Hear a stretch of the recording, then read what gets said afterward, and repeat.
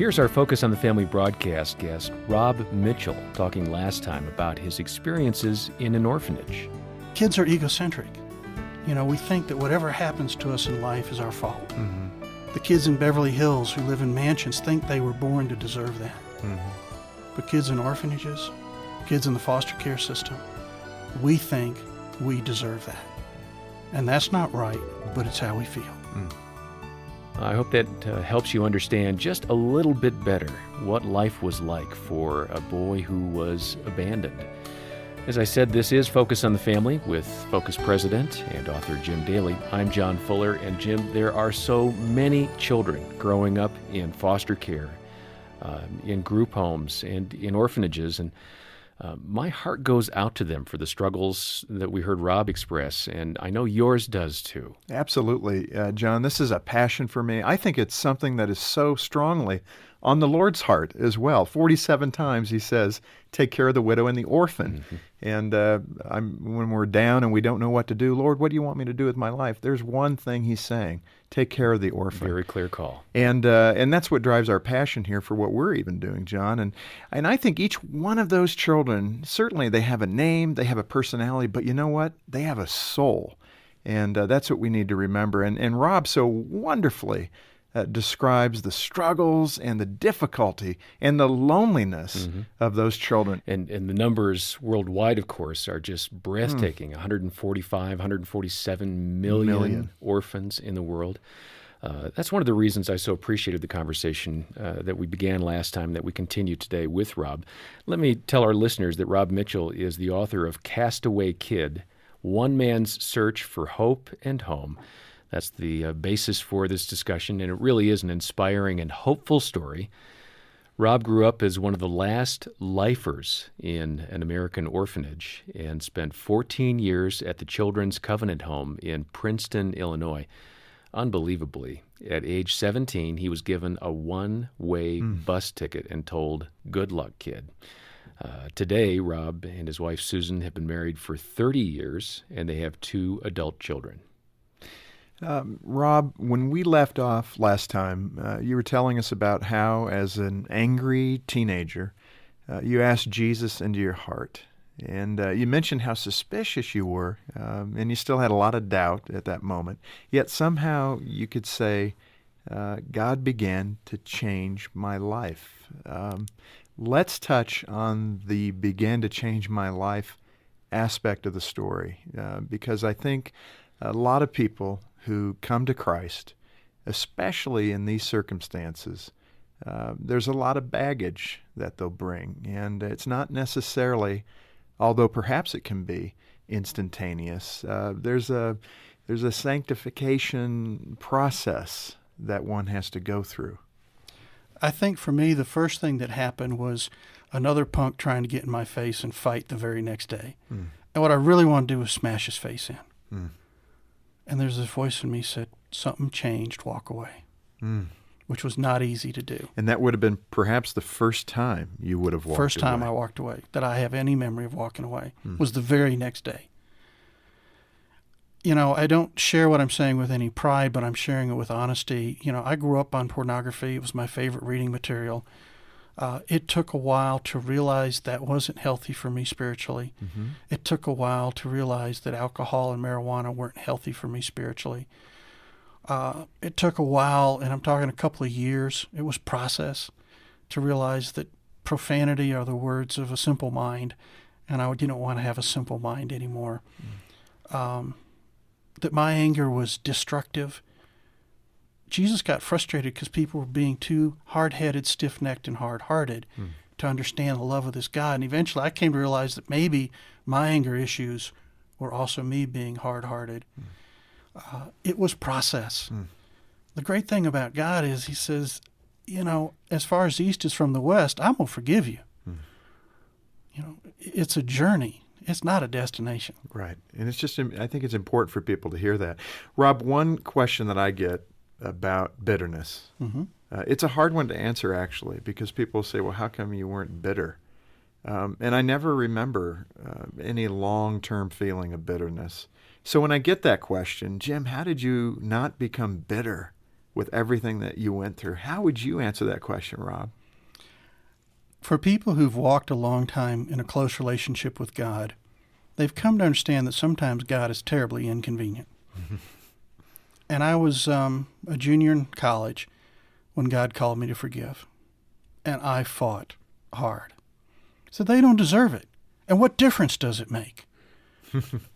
My grandmother Mitchell was dead. My father's a brain-dead vegetable in a mental hospital. My mother's in and out of psychiatric wards. They're not even going to know they're forgiven. What difference does it make? I'm not proud of this, but I have a long history of fighting God. But eventually I surrendered, and it was process, and I share the process in my book. But what I came to realize at the end of the process of forgiving the three I thought wounded me the most is forgiving did not free them. Forgiving freed me. And I remember the day, and I have not been angry. I have not been bitter since that day. Rob, people are listening right now who are going through terrible things. You mentioned it earlier about it's not just simply being abandoned or being an orphan. It might be being trapped in a marriage, a bad marriage, where there's no connection, no relationship with the spouse. Speak to that person right now. I think the deepest need of every human is to belong. And when we don't feel we belong, sometimes we make choices to belong. The great message of Jesus Christ was, God knows who you are. You are not invisible to God. As a kid who spent 14 years in an orphanage, I understand being invisible. This isn't theory for me. This is personal. And to that listener, I'm saying, yes, you are not invisible to God. In your pain, in your sorrow, in your struggle with psychological, emotional affliction, in your struggle with someone you love who's got MS or CP or cancer. Our son Luke was diagnosed with leukemia 10 months ago. We understand that struggle, but never have I felt alone. And God knows you and loves you and offers you a better way, but you got to keep giving it up.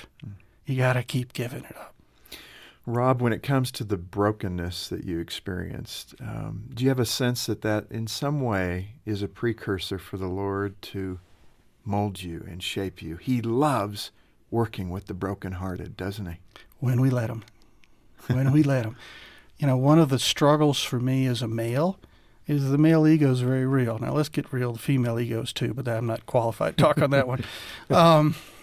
But this whole master of my own ship, I did it my way mythology of contemporary Americanism is hogwash, And it's one of the real challenges as a Christian. As a businessman, I push to succeed ethically. And yet as a Christian, I push to surrender. And it's a dichotomy that makes no sense. The Bible says, be bold as a lion, gentle as a dove, and wise as a serpent.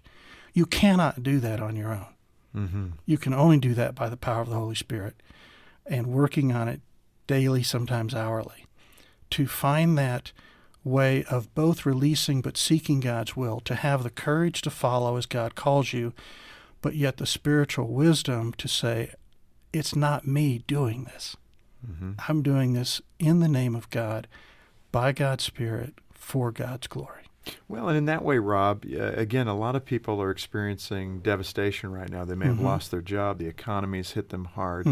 They may be struggling mightily, especially where is God in this minute? Yes. I don't see him. I don't feel him. They may have been faithful followers of Christ for decades, and all of a sudden he doesn't seem to be there, much like what you must have felt at the orphanage. Yes. Where are you, God? Yes.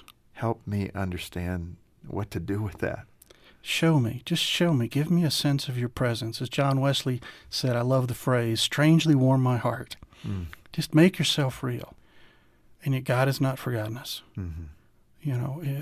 Again, in my son's leukemia, it'd be tempting to say, where are you, God? And yet he's never been angry or bitter. And our prayer has simply been, how, God? Not why, but how. How do we deal with this crisis? Let's talk about that for a minute. Your son's leukemia. How are you processing that? Do you feel any sense of betrayal? No. And the reason I can say no is that I came in my healing in my own childhood to realize that events and circumstances are often imposed upon us against our will, things we never chose. But what we have a choice in, and this was key to me surviving the orphan spirit and rising above it, was I have the choice in how I act and react. Nobody and nothing can take that away from me. I own my actions and my reactions. So even in our very real crisis right now, I know that. And lots of times I don't hear God right now in my own pain, but I know God's there. Okay, I know God's there. And so oftentimes one of my zap prayers is just have mercy on me, Lord. Yeah. Have mercy when I don't hear you, because it's not you, it's me.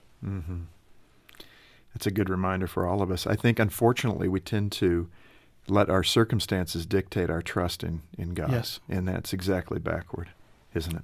And our circumstances don't define us. I speak so often to at-risk kids, and especially I like to have the girls separately. And I use appropriate language and all, but most at-risk girls have been sexually abused. And one of the things that I say to them so distinctly is, what has happened to you is not who you are.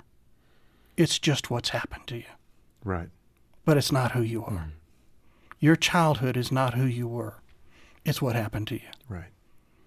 It's a good way to process those things. And I think the children that do that successfully get a handle on that, and they understand that it's not me. I'm not causing these things. But it's hard. And it often does take a role model or a person who you have confidence, especially for a child. I know for me, there were a number of particularly male role models, my football coach, teachers. Talk to us about that. How did they play a role in your life, and did they help you? And who were they? Well, and it's one of the things I cheerlead a lot, is especially male mentors. I'm not discounting the women, but you know the statistics better than I do, but something like 34% of kids are growing up in fatherless homes. It's now 40%. 40%, okay. For me, it was actually late in the orphanage. The home realized they were losing the boys big time. Many of them dead or in prison by 21.